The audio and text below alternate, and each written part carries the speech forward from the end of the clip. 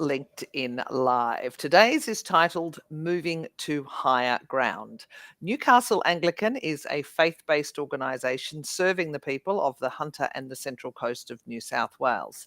Newcastle Anglican is looking for 2 new board members to play a pivotal role in shaping a values-led organisation making a tangible impact across the community, from aged care and disability support through to education and the social justice initiatives. Today I'm speaking with board member Helen Murray and Executive Director of People and Culture, Nicole Klasen. Hello to you both. Hi, Good Kate. afternoon. Nicole, let's go to you first. We were chatting prior to the LinkedIn Live about the sort of size and scale and operation of Newcastle Anglican. So can you give us a bit of an overview of the organisation and the services that it provides? Yeah, I sure can. Thanks, Claire. So as mentioned, we are a very diverse organisation and quite large. We have over 4,000 workers and volunteers, half of those of volunteers across the organisation. We have 4 agencies, which is very diverse. We start with our Samaritans agency, which is our family and community services and NDIS support. We have 4 schools, which a lot of people don't know, 4 schools that cover Scone, Central Coast, Manning Valley and Taree, as well as Bishop Tyrrell. We have 9 aged care facilities across the region, and we also have over 50 parishes that cover and span across our region. So quite a huge, diverse workforce that provide a lot of different challenges across the organisation.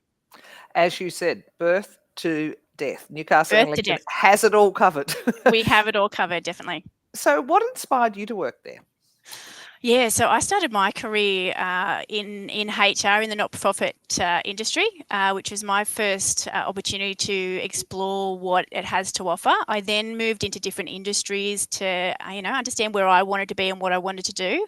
And this industry just drew me back based on the values of what I aspire to and what I want to, get out of my work and how I can better serve the people of our community, which is what led me into Newcastle Anglican. And then into my, executive director role now, having such a great opportunity to lead this team in this space and offering, and I believe we are a leader in women in leadership as well as maternity leave, flexible work opportunities. Our vision is flourishing because of what we do across the organisation. And, me as a mum of 3 and getting to live and breathe that, I think is really critical to ensure that our workers are living and breathing that as well. So I truly believe in the values that we offer in Newcastle Anglican. That's what has attracted me. And now I am still here and really driving that across the organisation and in all areas of our programs and services for not only women, but people that we have working for us, from volunteers and workers. Well, it sounds like you're really supporting that Newcastle Anglican in its vision, and also in around being a values-based organisation. 2,000 volunteers, 50% of the workforce. That is a big load and really quite an extraordinary testament. So shout out to those volunteers if they happen to be listening. Helen, you're a former partner at Spark Hillmore. You told us you retired last year. So when did you join the board and why?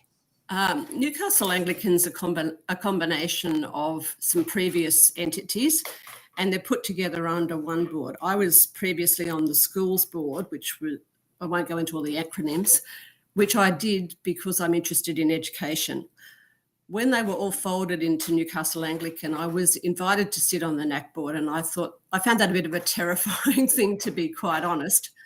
So I did a bit of research as to the directors who were on the board, the combined board, and there were a couple of names that popped up from previous. I've been in Newcastle a long time, popped up from my previous life, and they were really good people and people I thought I would enjoy working with.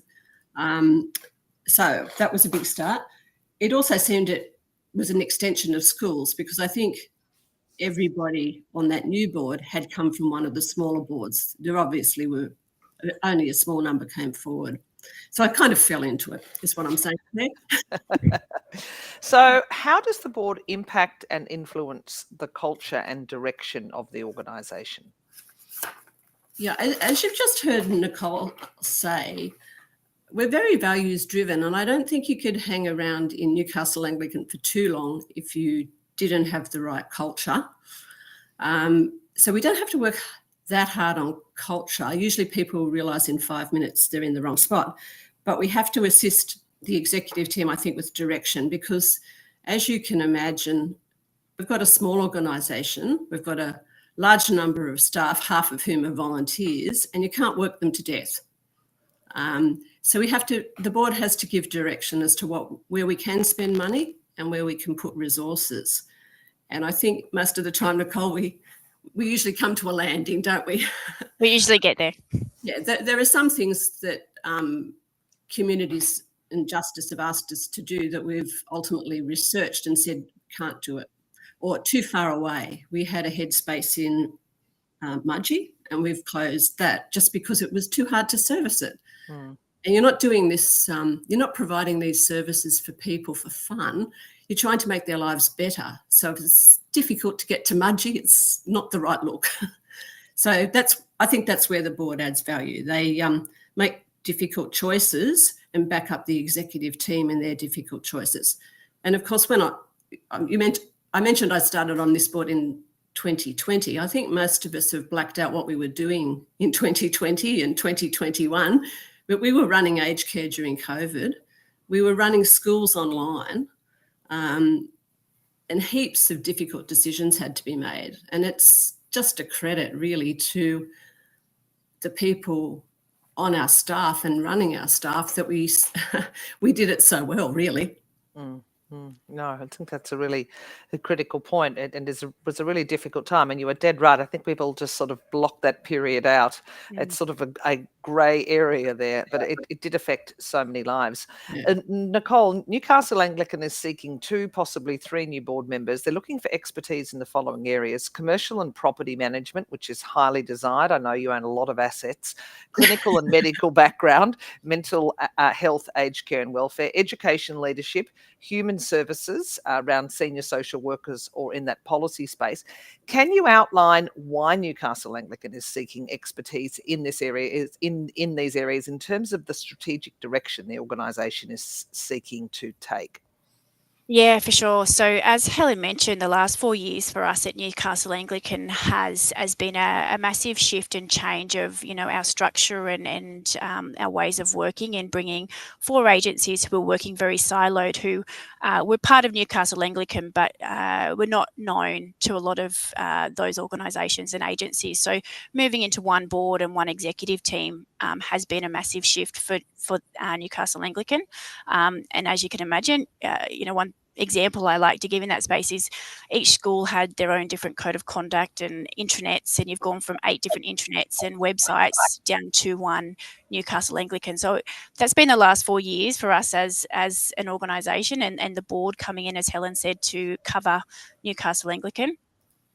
We're in a really good position at the moment now with Newcastle Anglican, where we are really starting to focus on our future state, target state directions and strategy from an executive point of view, and working with the board on that, where we can really have some exciting conversations around what does the future hold for Newcastle Anglican.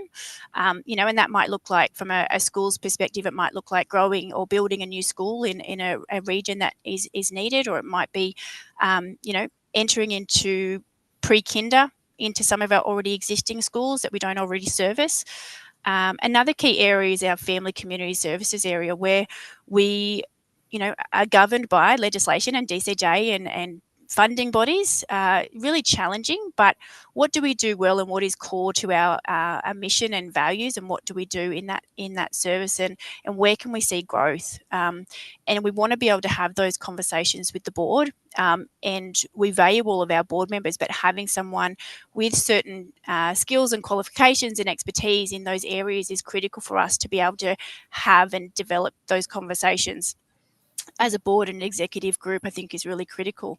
And so we try and offer in our board a vast variety of skills. And as we said through the process, we do have a large variety of services and programs from birth to death. So we want to try and make sure that we're covering all aspects of those services and programs. So we've got a voice at that board to contribute their skills, experience and life, lessons and bring a valuable perspective that can really help us grow as an organisation. And now is a really exciting time and opportunity for anyone within the organisation, but as well I think for board members joining, because we are really reaching that proactive stage of a really tough time. As Helen said, we've been through not only the transformation of agencies, that was also trying to transform an organisation, as well as COVID at the same time. So we have been doing a lot of rebuilding and building on our foundations. So moving to a point where we've laid our foundations, we've got really solid compliance and focusing on being compliant across our services. Now is the time for us to really start thinking strategically and focusing on growth across all of our areas, especially in aged care facilities and home care and community care. Opportunities for new aged care facilities, or just increasing our portfolio and our footprint for community and home care services, which is much needed across the region as well. There's so much opportunity and so much potential, and executive are really excited to start having those conversations with those key leads. And as you mentioned, the portfolio for our assets, we need to start having those conversations with what those assets look like and how we're going to utilise those across the region. It's a classic issue, isn't it? That one around assets, because of course you own so many, large properties, and some of them are in the middle of the Newcastle. I'm sure you've got heritage listings attached to all sorts of things, Helen, and I'm sure there's a lot of complexity there as well. You probably, attached to cemeteries and all sorts of things. So it's not as though you sort of are at liberty to just go out and sell them immediately to realise assets for other things. So I think governance in that context can be quite interesting and can be quite complex, which leads me to my next question, Helen. Why would someone with the right skills and experience want to join the board of Newcastle Anglican? It's a very interesting board, so you're never going to die of boredom. You work with really good directors. It's a very collegiate board. I can't think of more than one or two matters where we haven't gone around the table, talked each other into something, and it's maybe once been sent away to the next meeting so we can get a bit more material or a bit more information. We generally, I guess the board papers help, don't they, Nicole? There's a lot of background in those as to why you'd make a decision on something. Nothing comes to us half-baked anymore. That's taken us 4 years, Claire. Great.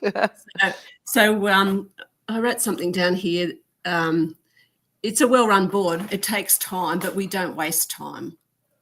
So you get into the room and you've got the material you need to make the decisions, and we're led through it. So it's interesting. It's high level. I think one of the issues we've had with the directors in the particular things that Nicole's looking for at the moment, we can get people who know, I'm a property lawyer. I know about property. Could I strategise the sale of the Anglican diocese portfolio? No. Yeah. That's a skill you have or you don't have. So you need someone who's done that. We've also got, as you say, churches with cemeteries. Now, they're not in use, but people in those parishes don't want to close them. Yes. Or heritage listed or whatever. And then we've got that wonderful cathedral on the hill, which is so precious to everyone in Newcastle, but the congregation, if they all turned up, it would be, what were we told, Nicole, 300 people? And the cost of running it is just monumental. So you probably have to sacrifice some rural assets to keep the jewel in the crown, I think. And that's the decision that's difficult. Yeah, they are very difficult. And of course, the Tasmanian Anglican Church went through that very decision a number of years ago as well. And look, and they come with, needing to connect back to those parishes, to talk to those stakeholders. Everyone's got to come on that journey too. So, it sounds like you're well placed to do that. Thank you both very much for speaking to me today. We do have the vacancy up on the Women on Board's website. It's also on the Newcastle Anglican website as well. There is a closing date of the 27th of July. So anybody wanting to get to apply for that board is only 13 days to do that. So you might want to get onto that as well. Nicole is is there. She can be reached, of course, as a contact person, so you can reach out there. But if you're seeking to make a difference to the lives of others, particularly in the Newcastle area, the Hunter area, and on the Central Coast, then this faith-based organisation might just be one for you. Thanks both very much. Goodbye. Thank you, Claire. Thanks, Claire.